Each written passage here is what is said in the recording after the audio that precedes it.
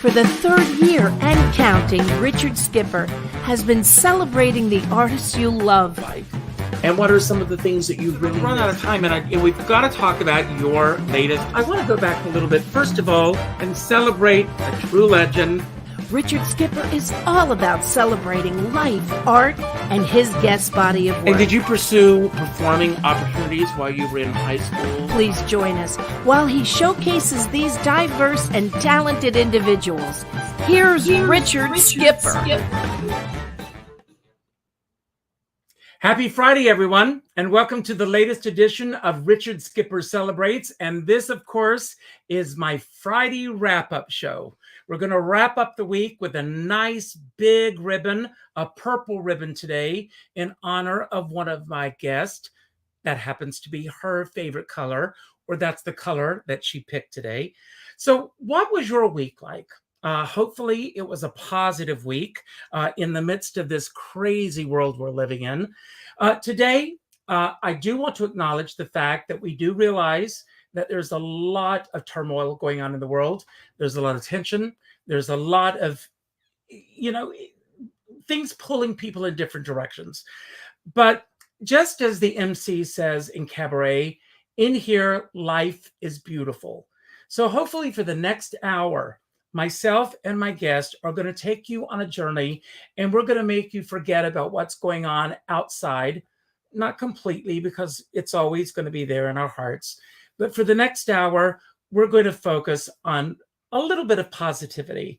At least that's my goal for today. Now, each day I pick a word, and it's based on a book that I'm reading called The One Thing.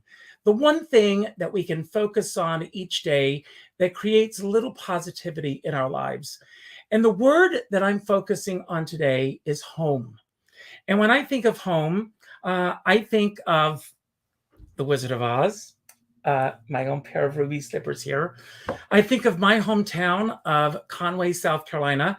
If you saw the show last week, it was just me here talking about my journey from Conway, South Carolina to New York. And I think of my home here in Spark Hill, New York, where I live now in Rockland County, and how fortunate I am. I have a wonderful husband. I have four-legged animals that I love, my pets. I have wonderful neighbors. I have a neighbor who dropped by today with an Easter basket of goodies that I can't have because I'm dieting. But I love my neighbors. I love my friends. I love the world of my cabaret cohorts. And I love the people that I'm meeting through social media, thanks to this show. And one of those people I'm going to bring on right now. I've never met this guy before today. We have met through, believe it or not, Twitter. And I know that Twitter is often given a very bad rap. But this gentleman, we have been corresponding through Twitter. And I asked him today, I said, why don't you come on the show and let's get a chance to, I'm going to actually spread this out a little bit because you've got two items with you. Speaking of home, one of those items happens to be the home of Jeannie. Yes. You've got Jeannie's bottle there. And Matt, first of all, thank you for being here. How did you end up with Jeannie's bottle? Well, I can tell you that, first of all, I do want to thank you, but also let you know you really put my home office to shame. I'd love to have it be as fabulous as yours. And I was very fortunate.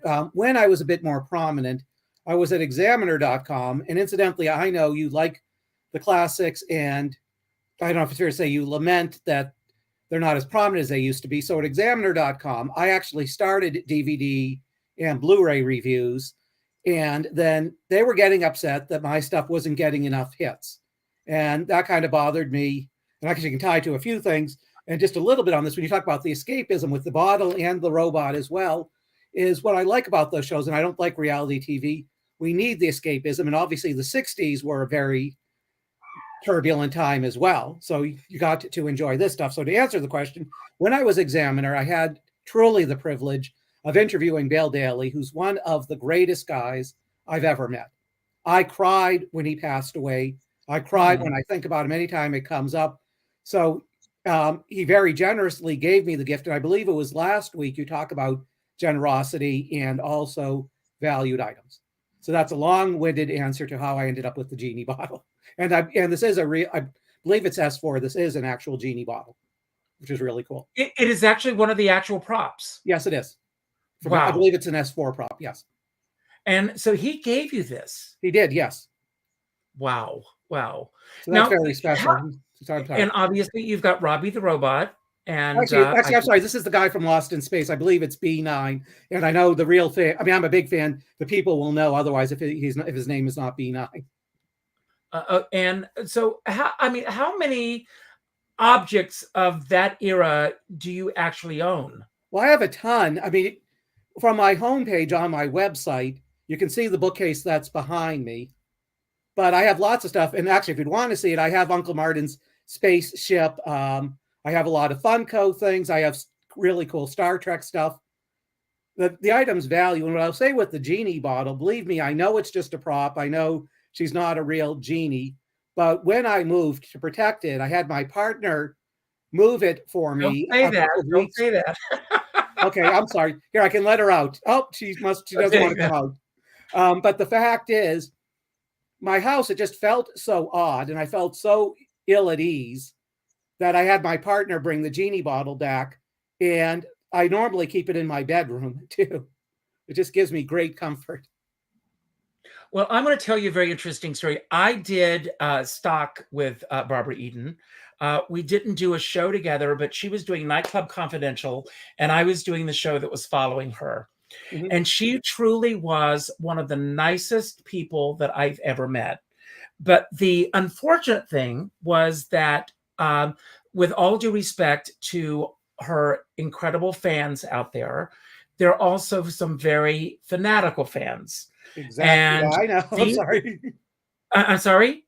No, I know. If you want, I can tell you a little story on that too. That's she had an assistant. I will not name the assistant, but she referred to the assistant as the bad genie. Okay. The assistant was the one who had to go out and tell the fans, I'm sorry, she's not going to be signing any more autographs tonight. She's got a film shoot in the morning. She can't do this. She's got an interview in the morning. Because these fans would show up literally with flatbed trucks with all these items that they wanted her to sign. They would come in saying, could I get an autograph? And it would not be just one thing that they wanted autographed. They would have hundreds of things they wanted autographed. So you have a story that you want to share, and then we're going to bring on our next guest. Okay, that's fine. I'll try to keep it short. No, I had the privilege of interviewing her as well. She is gracious, and I should have brought this on that bookcase. You can't see it. I have an autographed photo. But what was very nice, and by the way, she also gave me her autobiography for my birthday. Almost brought that up as well. So I have a lot of great things. But very briefly, in the course of the interview, I just mentioned, and my mother was very much of a junior league type. So I was somewhat of the latchkey kid. And I just said, I really loved watching the reruns in the afternoon. And she just seemed to warm up an awful lot and was very loving after that. And then when I read the autobiography, you probably heard she was actually pregnant during the first season. And because her husband had lost her series, she had to work without her son. So I mean, and she's written about this, and I know she's so caring, is she felt so badly. So I think she could understand. I mean, I was an older kid when my mother wasn't paying a lot of attention, but I think she really bonded with me over that. Well, Matt, I am so thrilled that you're here today, and we're going to explore other things as well. But I begin my shows with a random question, and I've got a random question that I'm going to ask you as well. It's a question I haven't even looked at. That's Okay. how random it is. And the question is, and this is an apropos question for you. What's the best gift that you've ever received? Definitely for the bottle, to keep it short. And there was just that generosity, that love. And again, I think for part of that is he both of them just picked up how special that show is. And I know this will be controversial. I love Bewitched, but I mean, Genie just for me is aptly in the stratosphere above Bewitched. It just is so great they did that. And obviously, this is a very special item. I mean, Bill Daly didn't have shelves of these things to give away. And I do want to say that I love the color of that room that you're in, because I just painted my dining room and it's that color. So thank you. It's just great. I'm going to tell you about one of the greatest gifts that I ever received. In this business, people come and they go. But a few years ago, I met a singer who is an incredible singer. You fall in love with someone, and then they break your heart by moving as far away from you as they possibly can get. And they probably, I don't know why she moved away, but that is Wendy Sherrill, who I love. And she's I love you too, Richard. Talk about a genie in a bottle. And I can let her out. There she goes. We see her, in fleeting moments.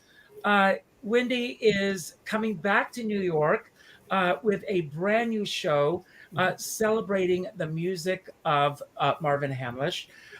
She is now also putting together an incredible gala evening celebrating, they are not ruby slippers in Wicked. They are silver slippers. But she's going to be celebrating Stephen Schwartz for the American Songbook Association. Wendy Sherrill, I'm so thrilled that you said yes to being here today. And I want to ask you, what or who are you celebrating today? Oh, Richard, your theme of home could not have been more perfect for my week. So this week we actually celebrated my husband's 60th birthday. And we had a party of, believe it or not, 110 people. COVID's pretty quiet here as I say that. So let me just put that out there. And you're in the outdoors. Let everybody know this. Outdoors. But, my boys were home. We were able to be together as a family. My mother was able to come. But as my husband said at the party, it wasn't, I said to him in front of our friends, I said, I feel celebrated by him every day. And so I wanted to take the opportunity to celebrate him and tell him how much I love you. And what he said to our guests is, yes, this is a celebration of my birthday, but it's actually really a celebration of our friendship. So it was a beautiful week. And, so happy that we could all be together. And, I said he didn't want to have the party, and I'm like, let's do it. Let's just find something, great to celebrate. So we did. And, and that shut down. And now I'm moving on to our celebration of Stephen Schwartz and Marvin Hamlisch. And, I'm tired, but I'm in a really amazing, amazing, happy place right now. Well, thank God you were able to do this. I turned 60 last year. I know. I just turned 61. Last year was, turning 60 is a big deal. And for me, it was Zoom. It was a Zoom party. I remember I was there. I know. So the fact that so many people were able to be physically there, I'm envious, so God bless you for being able to do that. And, and this year, Russ Woolley, who just popped in and said, hi, guys. Normally it's hi, doll, because that's our phrase. Matt, if you are a big, Andy Griffith fan, the Good Time Girls. Yes, I remember. Well, I'm going to let our secret out. That's Russ and me. We are the Good Time Girls. Hi, Russ. So we always greet each other with hi, doll, so we're excited about you coming back to New York with your Marvin Hamlisch show. You're going to be at Green Room 42. Yes. And tell us about the show that's coming up. So I'm really, Richard, I'm always proud of the work I put out there. I work very hard, and I'm proud of the product that I put out there. But I have to say, I am beyond proud of this show and this work. It's been a hard journey. We've been working on it since summer of 2020, as soon as we could set up to work remotely. And we've been working on it, and going through the Hamlisch catalog has been incredible. But, the show came about because I started to think about at the end of Town and Country, I closed with a Marvin Hamlisch song. And after every show, people would come up to me and go, wow, you really have a feel for Hamlisch. And on the reviews of my CD, the one song that was written about by everybody was that medley of The Way We Were and Niagara, which was probably the most scary thing, most frightening thing to record, was to take on 2 Barbra songs as a medley. But we did it, and it was so well received. And then I just started to think back. And truthfully, Marvin Hamlisch goes all the way back in my life to like when I'm 9 years old, when I saw a chorus line, and, you know, my grandmother making me stand up they lived at a hotel in Atlantic Beach, and they had a band on Friday nights. And she always say to the band, my granddaughter's going to sing What I Did for Love. Probably like 2 Friday nights a month, I sang that song at 10 years old. I made the wonderful decision at 10 years old in a voice teacher recital to sing I Still Believe in Love, you know, with all the depth of a 10-year-old. You know, I've been singing Disneyland, you know, was the thing that put me into the finals of Metro Star. So there's something, you know, I looked back on my life and I have a really natural connection to Marvin. But what was great is the incredible catalog that I've discovered through this process, and our journey through personalizing things that you know, but how I see them and hear them while truly honoring the composer. So it's, I think it's going to be expected and yet really unexpected by the audience. So I can't wait. I mean, we're a month away. I still have a lot of work, but I cannot wait to get this on stage. I think. Well, I'm going to be there cheering you on. Thank you. I am so looking forward to it. Russ, call me and let's plan on getting those tickets. I am so looking forward to the show. You know, and speaking of home, I mean, you talk about your grandmother putting you on stage, singing What I Did for Love. That's about home, because for all of us who are in this business, home is that space on the stage and where it began. I'm going to bring on another guest. And this guest is a friend of mine. He's been on here before. And my day began with us having coffee together. And I, at the end of our call, and we were on the phone for almost 2 hours this morning, I said, how would you like to come on the show this afternoon? And he said, sure. And so he is, as if we didn't have enough to talk about for 2 hours this morning. But I'm going to bring him on, you know, Brian Summers, because Brian and I want to tell everybody how we met, first of all.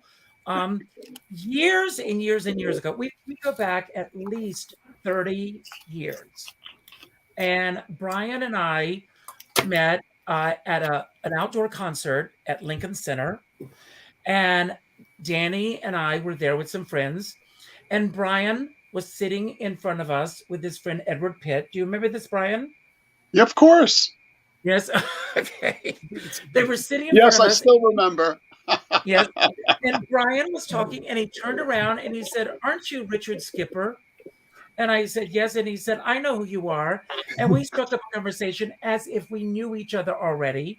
And then Brian said, we're having a party Saturday night. Why don't you come? And we went. And we've been friends ever since. And Brian has played for me over the years. We've been on the road together and everything. So it's appropriate that you be here on a show where we're celebrating home. So, well, thank you. Yes, it's so much fun to be here with you, Richard. You know, we have so many memories shared together. In fact, this morning, after we spoke, I spoke to somebody else that we both know. And that person is now in Canada, but they used to live here in New York City, and you probably know who it is. Gray Phillips. That's right. And Gray and I were talking about the old days when I played for him.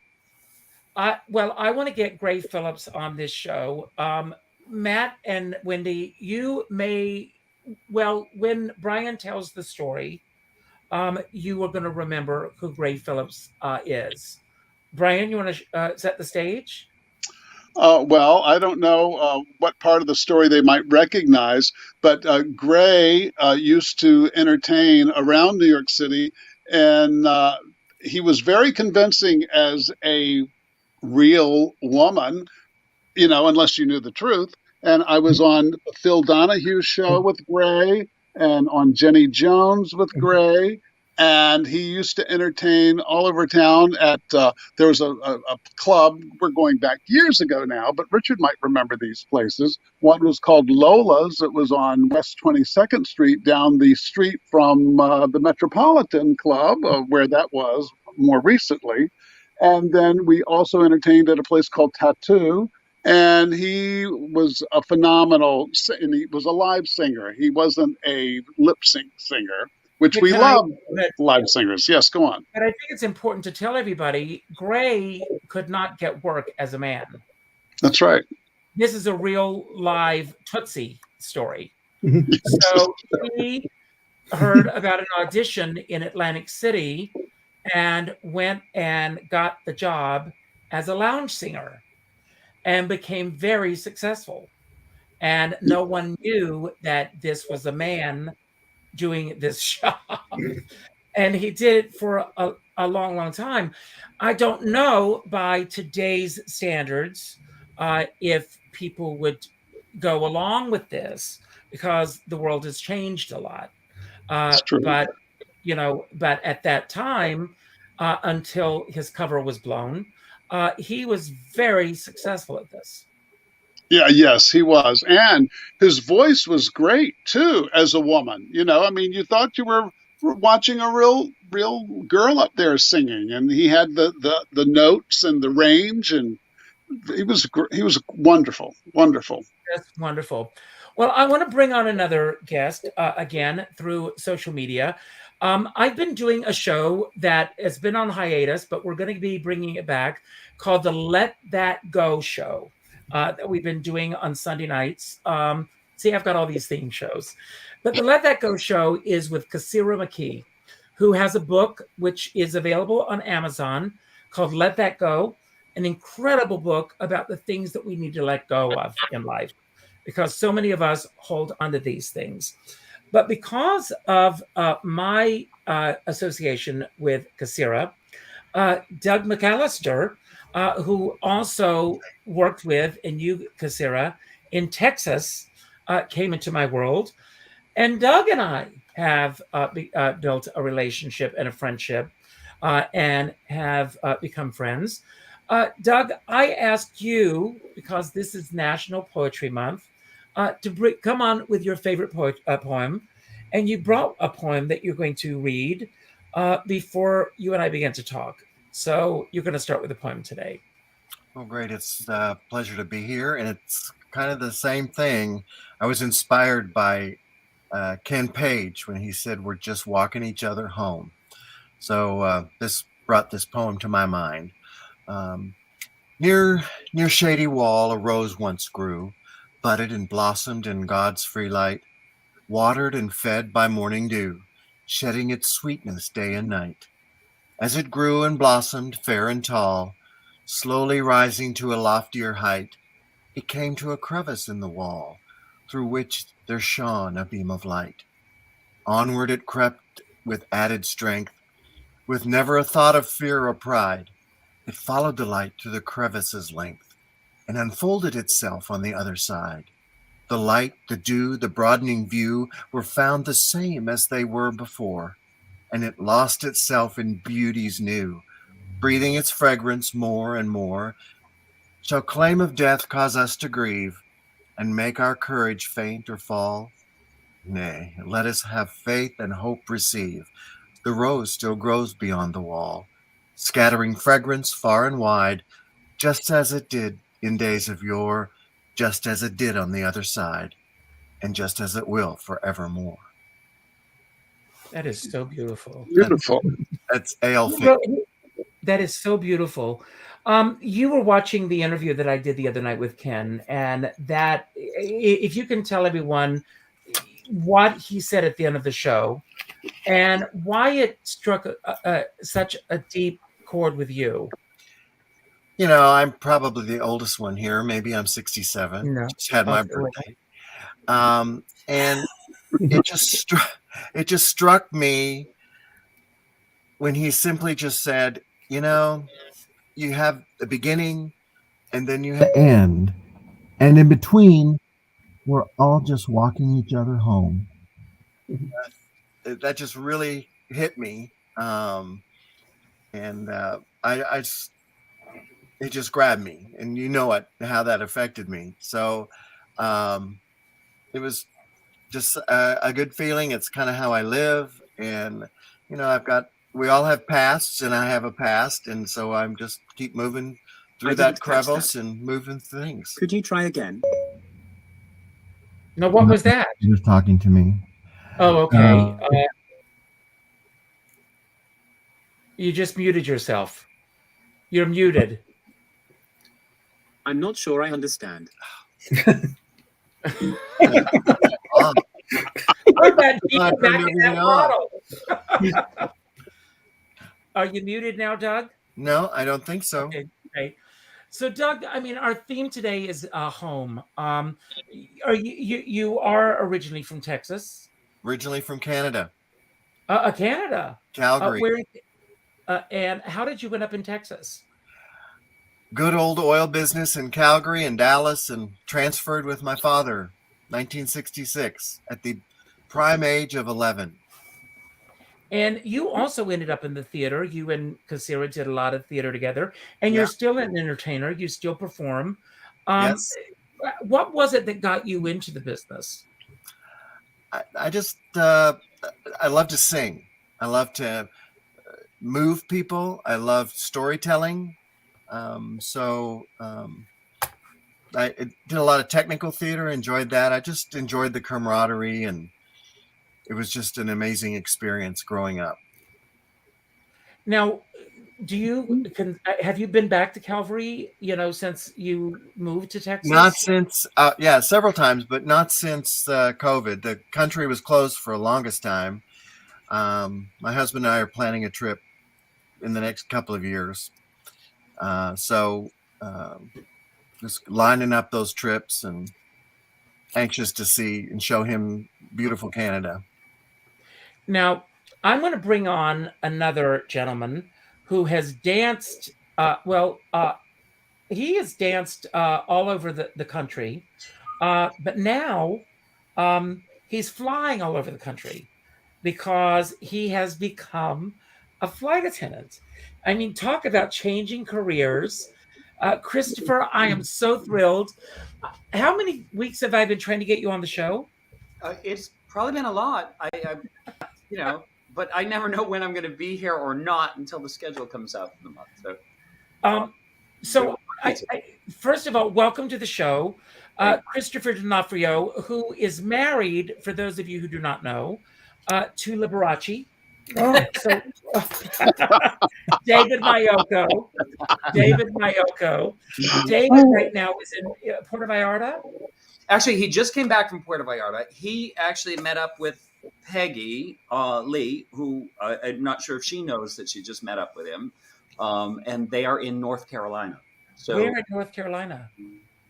It's called the Judson Theater, and it's outside of Raleigh-Durham. I know they flew there. See, I work in RDU is the airport code. Okay. That's all I know at this point. So I want to ask you, at what point, Kasira, we got to get back together. I see Kasira McKee is here. I missed you. So Christopher, when did you make this decision that you were going to start this new chapter in your life? I did it right before COVID. David was traveling a lot, and I have a lot of friends who are flight attendants. I always thought I was too old. You get that idea. And a neighbor of mine is actually a flight attendant with Delta Airlines. And her daughter was a ballet student of mine. And we were just chatting in the hallway one night. And she said, "Oh, Christopher, you really should do this."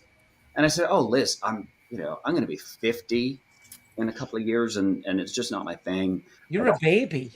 Right. Well, I know I say that, but it is. It is young. You have a lot more longevity. It's up to you to decide, what you're willing to do. Mm-hmm.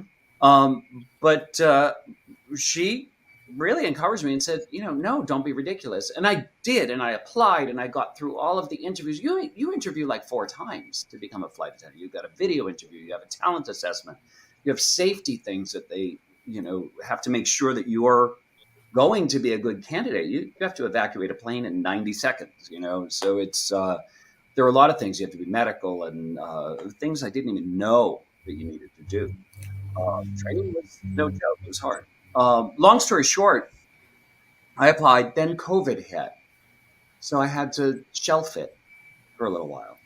And, I said, okay, so maybe it wasn't meant to be. And then as soon as they started hiring again, that fire burned. And I said, I want to do it. And it just made me go into training with that much more excitement and determination. And I did it. It's been great fun. I've been on the line for about a month, and I've already been back and forth to Miami probably 10 times, and California, and it's just wonderful. I'm loving it. I'm glad to hear that. My next question was going to be, is it what you thought it was going to be? It is, because, I'm older, so you do more research and you don't have surprises. It's that kind of thing. But Richard, it's funny that you mentioned the Wizard of Oz earlier. And I just had this idea that, it's a lot like the Wizard of Oz. You take off with a crew for 3 days and you become best friends. Huh. And then you might not fly with those same people again for, months or years. That's show business. You know that. Show business. It is. That's like being in a show. But you have a great time. You stay in fabulous hotels. You start your day in Buffalo and you end up in San Francisco, and and you have the same people for 3 days. And sometimes you exchange information, and sometimes you think, well, they were very nice to work with, but we're not going to exchange information. Like show business.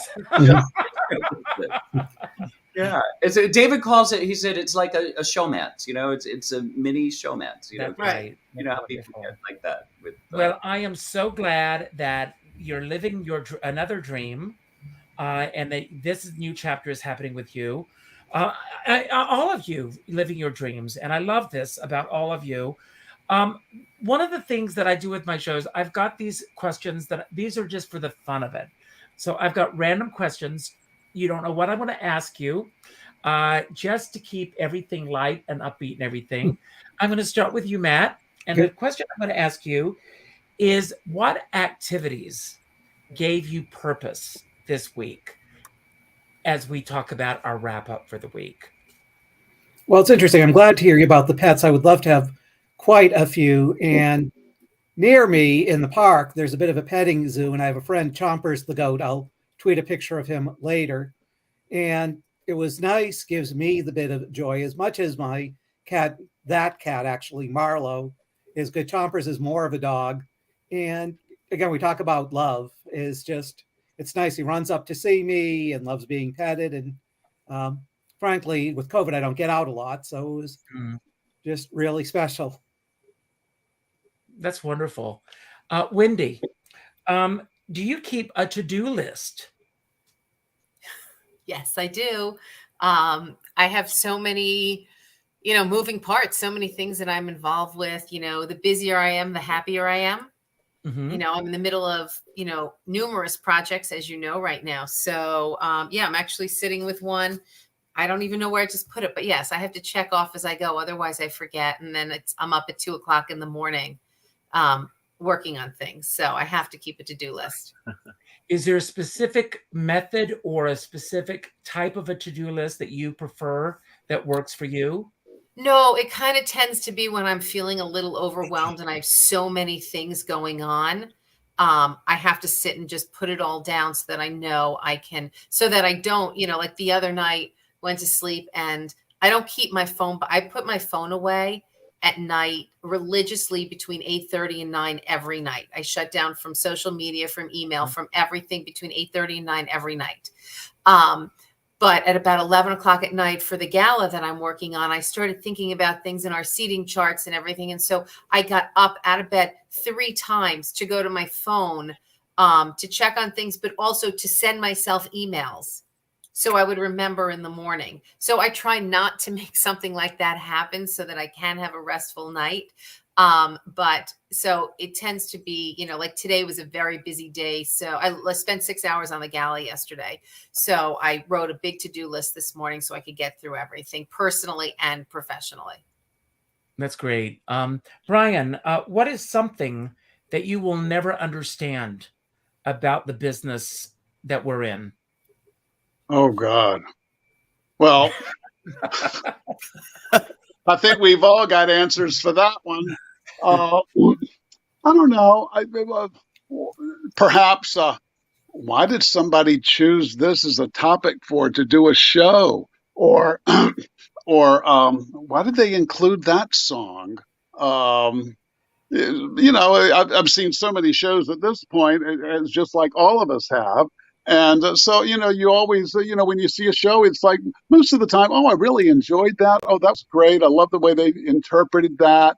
But, there are always questions when you think about, I don't know why they chose that song to do in this show, but, I think it's kind of like that. There are always great things about a show, and then there may be a couple of things that I don't know if I like that song or why did they include that or anyway.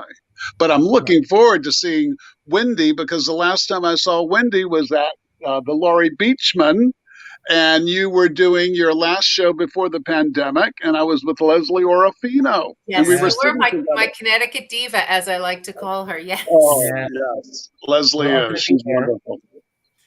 So I have this calendar that I keep on my desk, and I've got a couple of passages from my calendar that I pulled a few of them that I'm going to go refer to. And Doug, this is one of the passages. And it says, when I'm tempted to be hard on myself, I ask, what would I tell my best friend if they were in the same situation? So today's self-love action, let me be my best friend today. What loving guidance would I offer a dear friend if they were dealing with whatever I'm dealing with right now?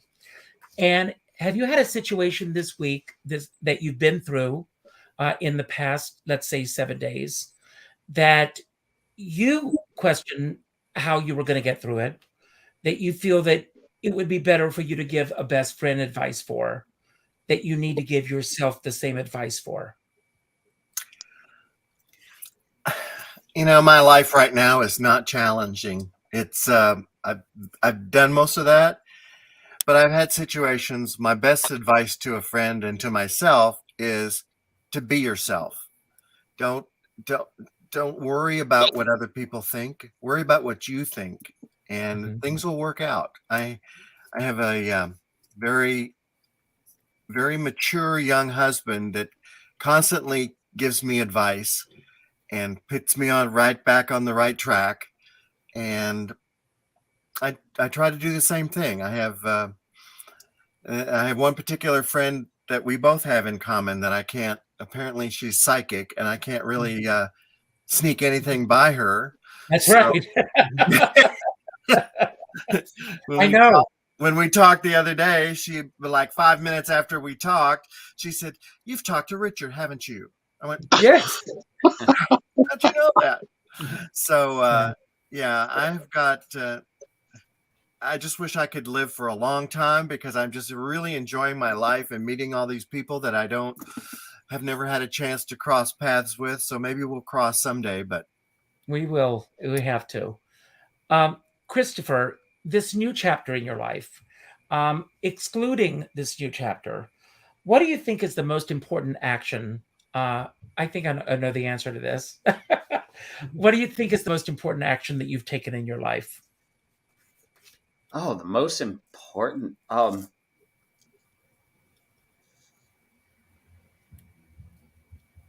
To see with my heart, follow my heart, and I've really changed course so many times.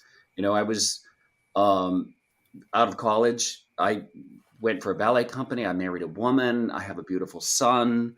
Then, that didn't last very long. Well, 14 years. But, then I, remarried to David. I've had career changes. But I've always followed my heart. I've always been happy. You just change course when there's an obstacle or something to overcome. I think that's just situational awareness, and change direction if you need to. It reminds me of, I was listening to Doug's poem, and it was fabulous because, that the way that something will grow towards the sunlight, it's what you do. If you're not in the sunlight, then you're not thriving and you're not growing. So you constantly change. But, when I was dancing, one of the most fantastic takeaways that I got was from a dancer. She was really famous in the 1930s and 40s, Anna Sokolov. She was a wonderful choreographer, visionary, and she was intense. I got the opportunity to work with her when I was a young dancer, and we were in a rehearsal, and the lead who was doing the rehearsal, she messed up, and we all knew it. We said, "Oh my, that's not the choreography. She's going to be dead. This woman's intense." And we all gasped, visibly. And Anna stopped the rehearsal, stopped the pianist, put her cane down on the floor. And she looked at all of us, and she yelled at us, not at the lead who messed up the choreography. And she said, "Sometimes mistake is more interesting than you think." Wow. I have never forgotten that. That is amazing. Because sometimes the mistake that you make is more. I wouldn't have a beautiful son, who, he's 22, he's graduating from college up in Vancouver, we're great friends. That wouldn't happen if I didn't make that. I don't call it a mistake. But if definitely not. You know what I mean? Sometimes what otherwise would be the mistake is more interesting than you think. So that's maybe beautiful. That's great. Matt, based on the week that you've just had, what's one question that you think that you need to ask yourself more often? That is a tough one. What I would think, and actually I, with a service contractor, had a really bad experience. And what can I do to be more understanding, more tolerant when things go as badly as they did with this? Wow, good. Wendy, how did you embody assertiveness this week? How were you the most assertive this week? Well, it actually came up a lot in the last 24 hours as we're working as we've been working on this fundraiser for the American Songbook Association, and without going into details, it's a young organization that's growing and learning, and I have experience as a fundraiser. I've done it a fair amount of times, and so I've just had to. We've run up against some things that I've had to kind of speak up, but I've said, listen, I will take this on. And I've done it, hopefully with graciousness. Everybody says I've been gracious, but just sort of had to correct some things. And I've had to be assertive, but I'm never, I joke around. I say, I can sometimes be as delicate as a sledgehammer.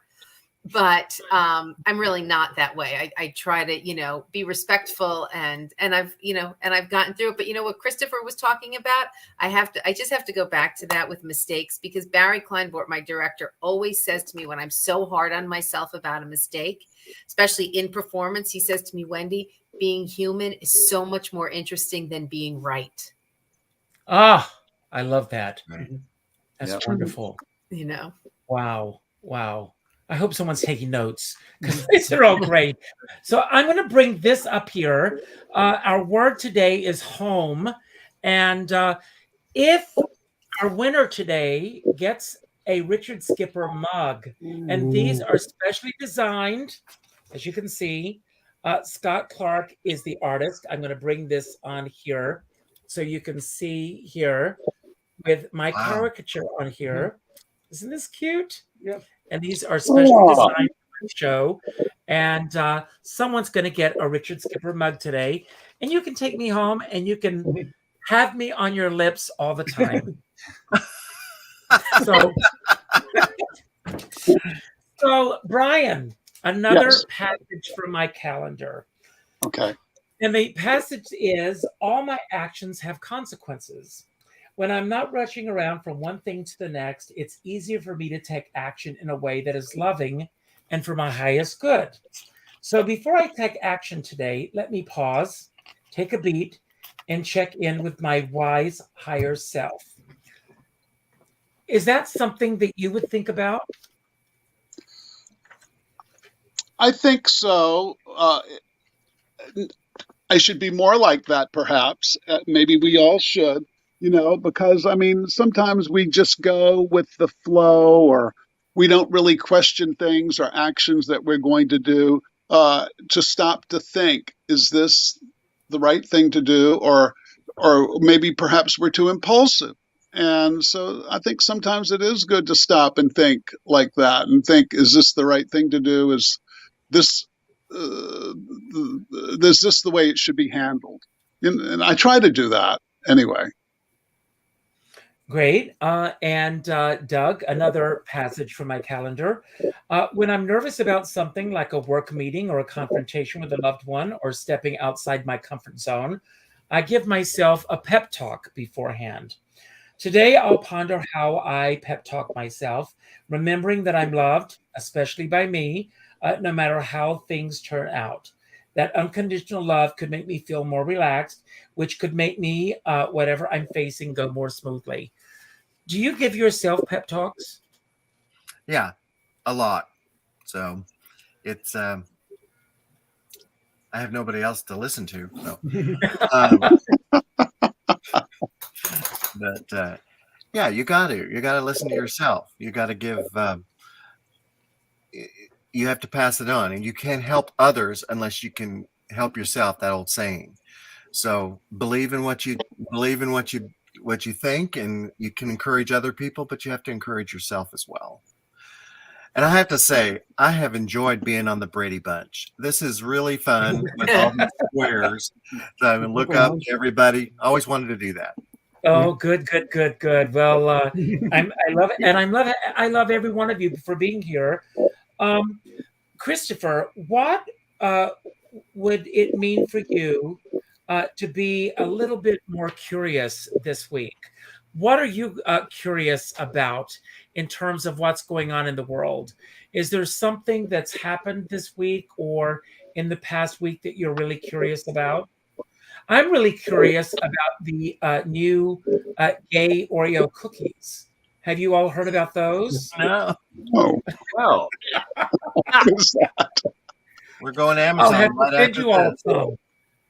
I didn't even hear about gay Oreo cookies. I didn't know they had an orientation. Yes. But, you know, Sounds like one a of the gay drag team, is dance team. one of the most fantastic things doing this new career is that we have encountered, or I have encountered, so many female captains, and I never realized how few there were.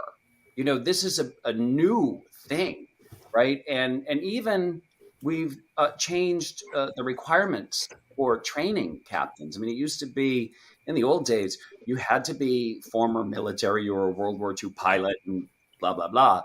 But now they've even lifted the college degree requirement, and they are training pilots. So there are more and more very interesting people who are coming on board and becoming phenomenal captains. You know, and this past week, I was lucky enough to fly with 3 different young female captains, and they just have a different perspective, a different experience, a different journey, and that's been really exciting for me. So yes, I'm curious about where that goes in my industry, but across the board in all kinds of industries. I think it's fantastic. Absolutely. That's wonderful. That's great. Matt, what gave you an added boost of energy this week? Besides, Well, actually, I'm sorry. No, go ahead. What I was going to do is your timing is good as well, because I've been dying to do this for the last few minutes, is your comment about the mug. And part of this is if I'm essentially in Paul Lynn's center square, is just thinking that when we bring you to our lips, do we have to swallow or can we spit it out? Oh my God. Thank you, Mr. Land. Thank you. I'm sorry, Mom, that you had to hear that. Oh my gosh. I love it. Thank you. Okay. We can tell we're both friends of Del Shores, and that's part of it. Del would Dale appreciate Shores, that. who we love. Yes. So was that the answer to my question? Well, I could give a more serious one. What gave me a boost, did you say? I'm sorry. Yes. I would say a more straight answer, as it were. What was the question again, please? What gave you an added boost of energy this week? Well, I would say once again, it's just getting the walk, getting outside during COVID, seeing somebody who loves me. So That's great. thank you. Wendy, yet again, another passage from the calendar. My heart longs for peace and cries out for justice. How can I be a force of peace in the world today while also promoting justice? Apply that to yourself.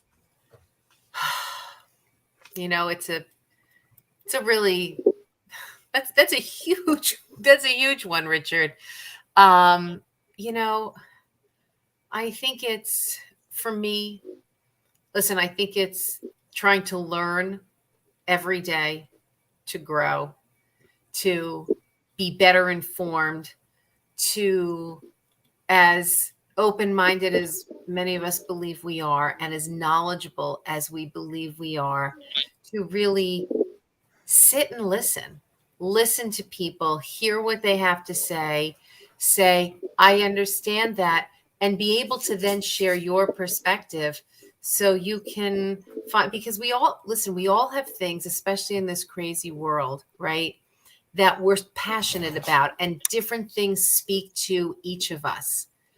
But if we really, really sat time and talked and listened to one another, I think that's how we can all be a better force for peace, and not just saying what we think and believing that everybody else thinks exactly the same way we do, that there's great nuance in thought. And my husband and I actually just had this conversation. We were talking about belief system, political belief systems and things like that. And I said to him, well, you and I believe very much a lot of the same things. There's different nuances to how we believe in those things. And we talked through those nuances, and it was a fantastic conversation. And, you know, I have those with my boys too, that everything is about nuance, but never, ever, at no age do we ever stop learning and growing, because that you know, like we stop as human beings if we stop learning and growing at any point. Can I quote one of the things that you said to your boys when they went off to college? You've already quoted it on this show. Can I do it, or would you rather I didn't? No, I owned up to it, but it's not. But you said it's not. Listen, it's not the best advice. It was really good advice. My children, I gave my sons. It was just not the most important advice I ever gave them. But go ahead. But I think it's brilliant advice. Should I share it? Yes, share it, because I loved it. When my boys went to college, you know, I have a lot of friends, you know, mothers of girls, and, you know, they worry about what happens to their daughters. But I always worried about being the mother of sons and raising good human beings and good men. And so when they went to college, I said to them, I know you know that no means no. I don't have to teach you that. You've been raised properly. I want you to know that maybe means no. And yes, the first time means no. Because you never know what somebody's motivation is. And if a young girl really wants to be with you, there will be another opportunity. That's great. They actually both told me that was great advice when they went to school, and they used it, and it was a good thing. Oh, and that's one of them calling now. That was not my phone. Brian, What? without giving away a specific, because we're about celebrating and it's about getting through, what is the most painful thing that you've ever had to go through in your career, and what got you to the other side? Oh, I don't know if you'd call it painful, but I think that the changes in the business, because as much as I love what I do now, mostly playing for other singers and playing for cabaret shows and all that, I used to be more or less. I worked in really nice. I played at the Polo Lounge and the Rainbow Room and all these swank posh places. But what happened in the mid '90s is that the mood started to change and the business changed, and they had pianos that played themselves, or they had background music that was kind of like getting into the newer music, not the Cole Porter and the Irving Berlin and all this American standards that I used to play. And so that it was a real big adaptation for me to go along with that. But, one just has to persevere and keep on going, and hopefully things will change. And they kind of did, but I adapted along with that too. You just have to put it to it and keep going. Keep going. Yeah. Doug, what are you reading this week that you highly recommend?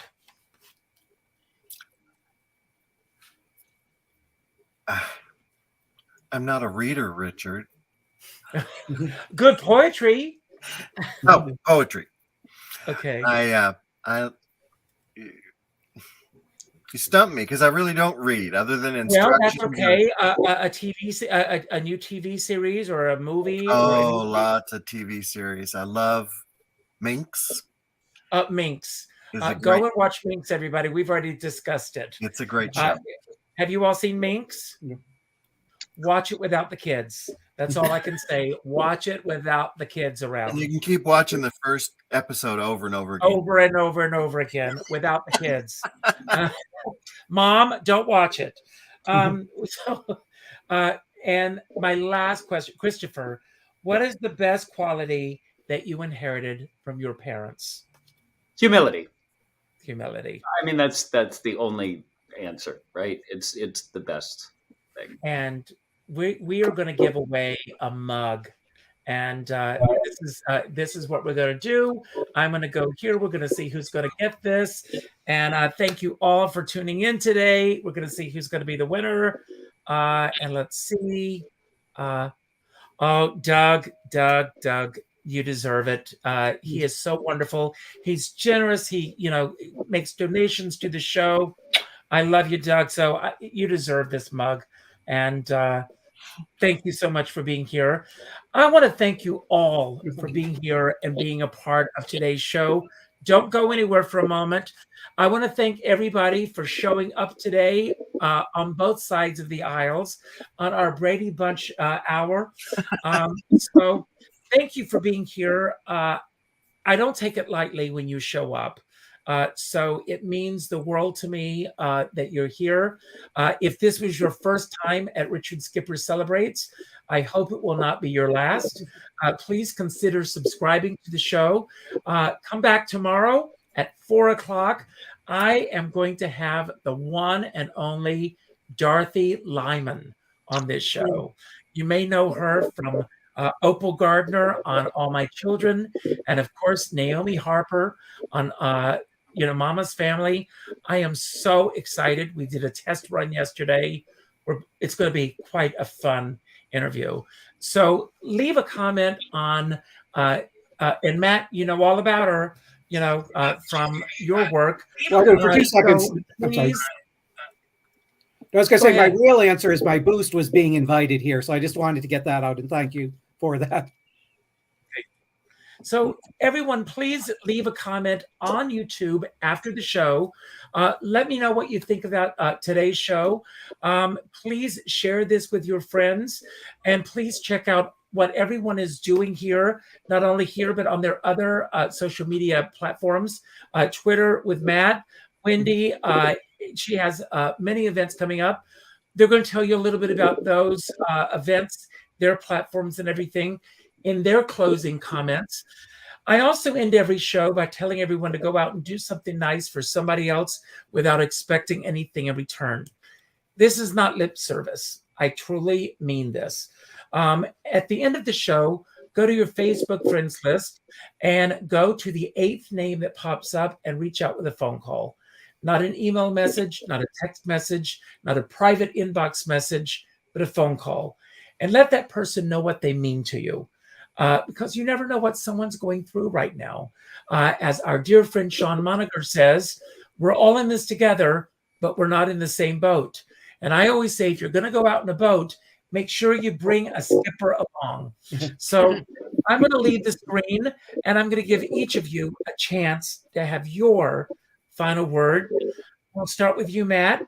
Okay, I'll try to keep it short. Yes, Brian. I'm sorry. Or should I go, or am I set? Or what was that? Are we all set, or no? I'm sorry. No, you'll have your final word, followed by Wendy, followed by Brian, followed by Doug, and then Christopher, you will have the final word today. And don't worry about how to end the show. As soon as you say goodbye, Christopher, the final credits will roll. I'm going to say good night. I will see you tomorrow at 4 o'clock with Dorothy Lyman. And Matt, the stage is yours. Okay, and I apologize for jumping the gun. Yes, I'm at TV DVD Guy, which has the somewhat long URL to my site with TV reviews, movies as well, some commentary. There's a neat one on Mary Tyler Moore, and as we mentioned, Dell has a new book out. There's a review of that, and sincere thanks for your support. Well, as Richard mentioned, I am getting ready to debut a new show. It's called The Sweetness and the Sorrow, the Songs of Marvin Hamlisch. We will be at the Green Room 42 on May 12th and 13th. We'll be in Chicago October 7th, and currently working on scheduling some other dates. And I have some private engagements with that as well.